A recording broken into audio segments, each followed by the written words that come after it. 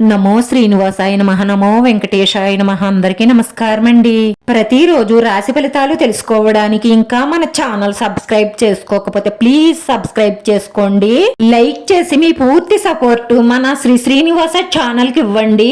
ఈ వారం రాశి ఫలితాలలో గోచార్య రీత్యా వృషభ రాశి వారు ఎటువంటి శుభాశుభ ఫలితాలను పొందుతారో తెలుసుకోవడానికి ఈ మన వీడియోని ఎక్కడా స్కిప్ చేయకుండా చివరి వరకు చూడండి. వారంలో మీ రోజువారీ జీవితంలో ఒక పెద్ద శుభవార్త అందడం వల్ల మీరు మీ ప్రేమ భాగస్వామితో ఎంజాయ్ చెయ్యడానికి బయటకు వెళ్లి సినిమాలు షికార్లు అంటూ తిరిగి ఇది మీ జీవితంలో గుర్తుండిపోయే రోజులా మార్చుకోవాలని ప్రయత్నిస్తారు. ఈ వైవాహిక జీవితంలో సంతోషంగా ఉండడానికే ప్రయత్నించండి.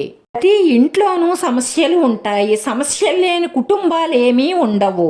చాలా మంది అనుకుంటూ ఉంటారు, వాళ్ళు బాగున్నారు, వీళ్ళు బాగున్నారు, నాకే ఈ కష్టాలు అని. అది నిజం కాదు. ప్రతి ఒక్కరికి కష్టాలు సుఖాలు అన్నీ కలబోసే ఉంటాయి. కొంతమంది బయటకు చెప్పుకోకుండా గుట్టుగా నెట్టుకొస్తారంతే. ఈ భూప్రపంచంలో కష్టం లేని మనసంటూ ఎవ్వరూ ఉండరు. ఎవరి సమస్యలను వాళ్లే ధైర్యంగా ఎదుర్కొని ముందుకు సాగాలి.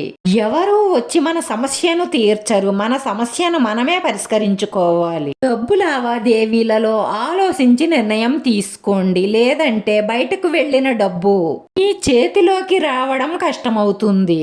ఏ విషయంలోనూ కూడా తొందరపాటు నిర్ణయం తీసుకోకండి. మీకు సంబంధించిన కొన్ని పనులు పూర్తి కాకపోవడం వల్ల కొంత ఆందోళన చెందుతారు. వ్యాపారస్తులు కొత్త ప్రణాళికలను సిద్ధం చేసుకోవడానికి కొంచెం త్వరపడవలసి వస్తుంది. మీరు ఆలోచించి తీసుకున్న ప్రతి నిర్ణయంలోనూ మీకు అదృష్టం కలిసి వస్తుంది.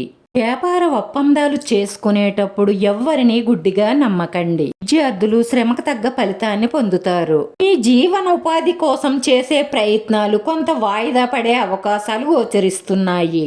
నిరుద్యోగులు ఇంటర్వ్యూలో ఏకాగ్రతగా సమాధానం చెప్పడం వల్ల సత్ఫలితాలను పొందుతారు. ఈ వారంలో ఏ పని చేసినా సరే మంచి ఆలోచనలతో ముందుకు సాగాలి. ఈ వారంలో మీ కుటుంబ సభ్యులు మాట్లాడే మాటలు మీ మనసును చాలా గాయం చేస్తాయి.